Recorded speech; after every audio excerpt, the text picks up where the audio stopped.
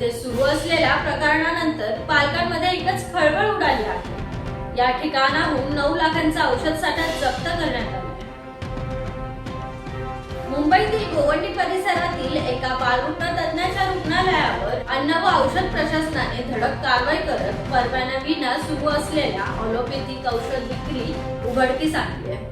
तपासणी दरम्यान सुमारे 9 लाख रुपयांचा औषध साठा आणि विक्रीसाठी वापरले जाणारे बिलबुक जप्त करण्यात आले। या प्रकरणामुळे आरोग्य क्षेत्रात खळबळ उडाली आहे।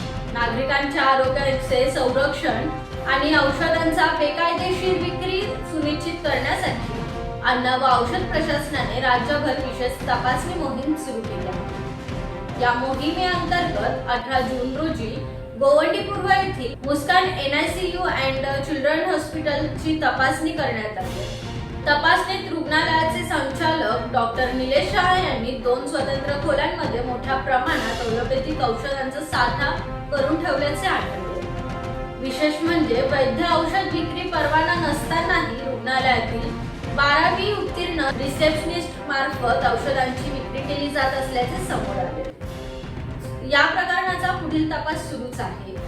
पुढील अपडेटसाठी उद्योग राष्ट्र न्यूज चॅनलला सबस्क्राइब करायला विसरू नका। धन्यवाद।